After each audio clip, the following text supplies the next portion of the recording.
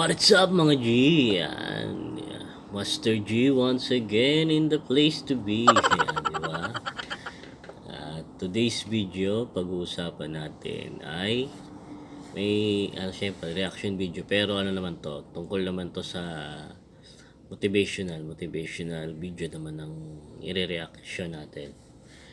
Ang title ng video is Top 5 Speeches That Will Set You Up for Success. Yan, by Goalcast. Bago ang lahat mga G's, kung bago ka pa lamang sa aking channel ay mag-subscribe ka na and hit the notification bell para lagi kang updated sa mga bago nating video. Mga ginagawa ko pong video ay vlogs, tutorials, reaction video, yan, mga travel vlogs, mga hunting, mga fishing, gano'n. And yun, kung may mga suggestion ka, recommendation, violent reaction, o gusto mong ma-shoutout sa video ko, mag-iwan ka lamang po ng mga comments dyan sa baba, binabasa po natin palagi yan. Yun. Konting commercial muna mga G. Sure Stay by Faith Lauren Cosmetic and Skincare. Yan na meron siyang lip tint, bentonite clay mask, at saka yung glass skin set. Yan, from Sure Stay. Kung gusto mong gumanda, bumili ka na. Yan, iiwan natin yung FB page niya sa baba. Message na lang kayo sa mga gustong bumili. At sa mga gusto pong magbakasyon o mamasyal, puntahan niyo yung biyahe ni J. Rick. Yan, kapatid ko po yun. At may mga travel Pinas. Yan, parang kung gusto nyo makita yung mga schedule o mga lugar na pupuntahan niya, bisitahin nyo na po yung kanyang page. Maraming salamat. So yun mga G, mag-start na tayo.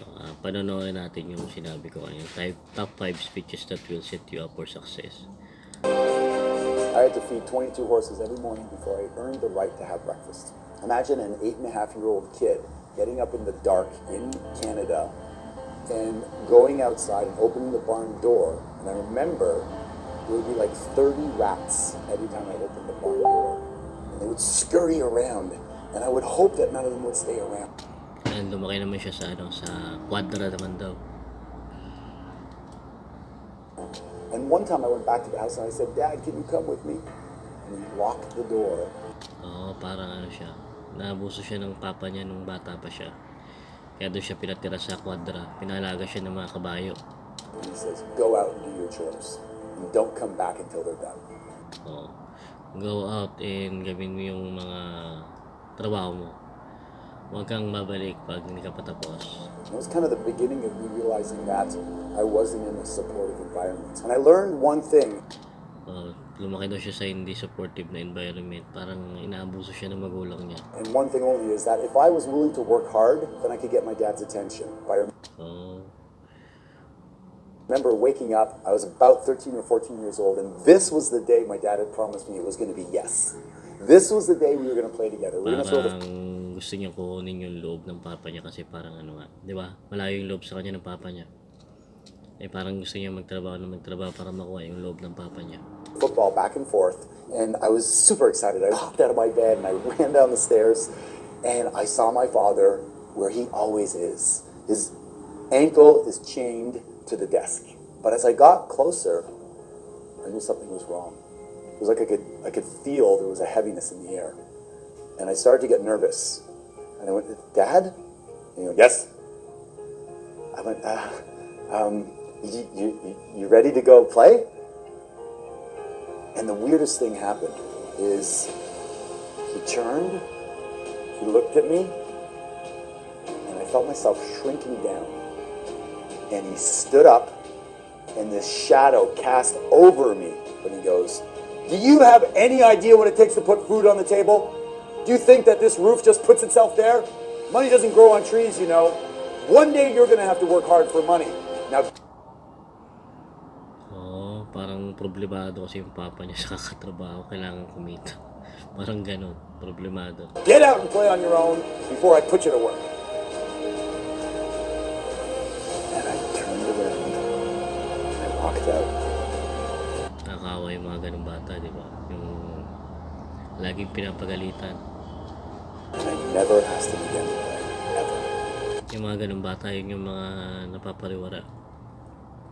Yun yung mga nag-a-addict, yung mga ganun. Nagiging kriminal dahil sa ganung sitwasyon. I don't have one memory of playing with my dad. Not one. I don't have one minute where you playing with my dad, not one. The only way I connected with him was when he was working around the house doing a chore. I'd say, Dad, can I help you? Yun lang yung parang pinaka-bonding nila, yung pagtatrabaho. Pero yung mga laro-laro daw, hindi niya pa daw naranasan. Hand him the nails, or I'd hold the measuring tape. It was the only way. Never once. He never came to my hockey games. He dropped me off in the car and stayed in the car. While all the other parents were tying their skates, I was there alone. I would try to score as many goals as I could so I could go in and tell him that I scored the winning goals. So he'd want to come and look, but he never did. I remember winning honors in school for academic achievement, looking out in the crowd, hoping to see my dad, but he was never there. So the only solace I had was to work hard. So I doubled down on it. Kaya pala gano'n siya magtrabaho. Yan naging sobrang sipag niya. Kasi dahil sa papa niya. And I worked hard. And I'd call him out to look at the task being done, and invariably it was never good enough. So I doubled down again and worked harder. It didn't feel good at the time, but in life what you do, if you do what is easy, life will be difficult. What you do, if you do what is easy, life will be difficult. But if you do this if you do this difficult, life will be easy. Tama naman. Pag yung mga bagay na ginagawa mo yung mahirap, parang madali na lang para sa'yo. Pag yung madali yung ginagawa mo, parang yun ang pinakamahirap sa'yo, di ba? So pag baguhan ka pa lang, syempre mahirap pa lang yun kasi hindi mo pa siya nagagawa. Pero kung araw-araw mo ginagawa, madali na lang para sa'yo yun. I got the difficult part up front, and I got really good at it. By the time I was 14, I saved up enough money to get a scooter. By the time Kung 14 daw siya, nakaipon daw siya ng enough na money to get a scooter, motor. I was 16, I had my first car. By the 16 years old, nagkaroon na siya ng kotse. time I was 17, I thought, you know what? I'm out of here. This sucks. 17 naman na siya sa bahay nila. I mean, I could go out and make 4 times the amount of money living on my own, even if I have to pay rent. I don't care. So I moved out. I drove a taxi. I did carpentry. I cut Nagkarpentero daw siya. Bata pa lang siya, nagkarpentero na siya. lawns. I washed windows. I did anything that was hard work because that's all I knew. And then my life changed. I got a call from my stepmom, and she said, "Your dad has cancer." So I jumped on a plane and I did everything I could. I took care of the house. Mga G, ito, kwento ko lang ng konti. Nung time na college ako, kasi naghiwalay yung mama at papa ko, di ba? Ayun, napariwara rin naman ako. 3 years akong lumaya sa amin, wala. So yun, nung 3 taon na yun na pag-gala-gala ako, na-realize ko na siyempre, tambay lang din naman, di ba? Tambay-tambay, tropa-tropa, inom, ganito, ganyan. Siyempre, nagsawa ka na rin. Sabi ko, gusto ko na umuwi sa bahay. Gusto ko nang mag-apply ng trabaho, siyempre. Di ba? So yun, kaya andito tayo ngayon mga G. Yun lang yun. Siyempre, may experience mo yung hirap. Yung parang yung work hard na sinasabi niya. Kailangan mo muna experience mo na yung hirap bago yung sarap. He said to me he had some back taxes from Canada that were unpaid. I said, yes, I'll pay them for you. I did everything I possibly could. And I remember the day... Kasi pag di mo na-experience yung mga bagay, hindi mo matututunan. Kailangan mo muna may experience. I had to leave to go back to take care of my family. I had a young son at the time, and I had nothing left. And I asked my dad, well, he was probably 98 pounds lying in the bed. And I said, Dad, can you think of a time when I made you proud? And I'm thinking to myself, oh my God, there's a whole bunch. When I make you proud, and I'm thinking to myself, there's a whole bunch. I was almost a millionaire by that time. I'd done so many things. I'd risen up. I'd opened a restaurant. I'd learned a new language. I'd done so many things. This was the time he was going, well, of course, son, let me read from a list. Parang yung pinatunayan niya lang sa sarili. Parang may gusto na siyang patunayan sa papa niya, kaya ganyan siya ngayon. Yung iba kasi napapariwara, pero yung iba naman, gumaganda yung buhay kasi yun yung nagiging dahilan nila para lumakas. But instead, he said nothing. And I don't know if it broke my spirit or If I thought I had hit rock bottom, I hit another layer. But when I got back home, actually, I was fired from my job. My marriage had fallen apart. I had no money left that I paid to support him, so I got evicted from my apartment, and I moved back with my mom at the age of 30. So there I am, 30 years old, working 16 hours a day for 20 years. 30 years old, working 16 hours a day for 20 And years. I had absolutely nothing to show for it. And I have absolutely nothing to show for it except How to work hard. But I tell you what, when you're down there and you think there's nothing left, it's the foundation to grow from. it's the foundation to grow from my thought. I thought, what am I going to do now? And some little bird mentioned real estate, so I thought I'd get into real estate. I got into real estate, and that's when I met my first mentor that transformed my life. Yan, nakakilala niya na yung first mentor niya na nag-transform sa buhay niya. Minsan kailangan din natin yun. Kailangan natin ng mentor na magtuturo sa atin kung ano yung dapat na gawin, kung ano yung mga dapat. Kailangan talaga yan minsan.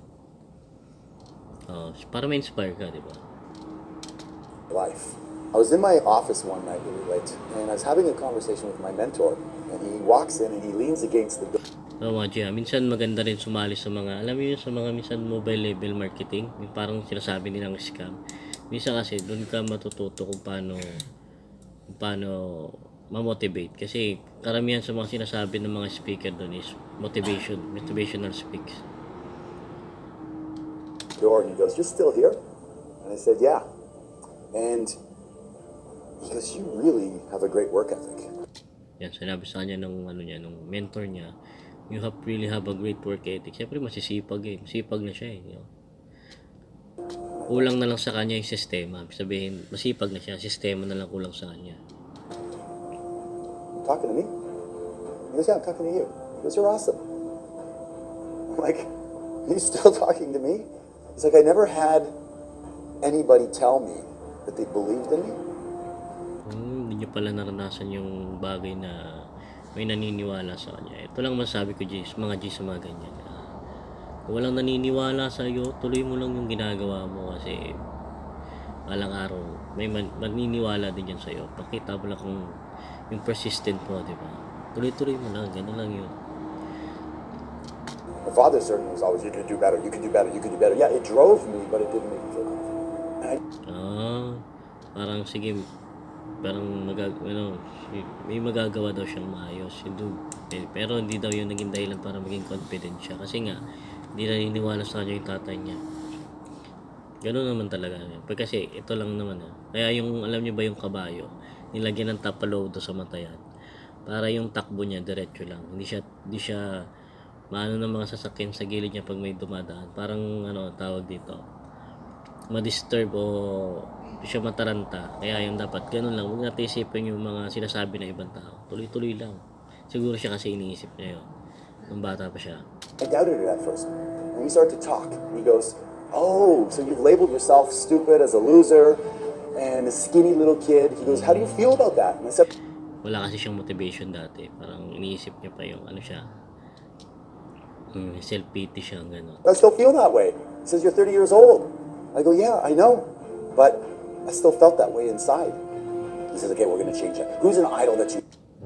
Okay, we're gonna change it. Who's an idol? Yeah. I said, "Well, one of my favorite is like Clint Eastwood. He's like rugged. I'm kind of rugged. I feel rugged." He goes, "Perfect. How does that feel when you say that?" I said, "That feels pretty good." He goes, "That's it. I want you to say that 1,000 times. 1,000 times every day, or more if you want. Loser out, ruggedly handsome in."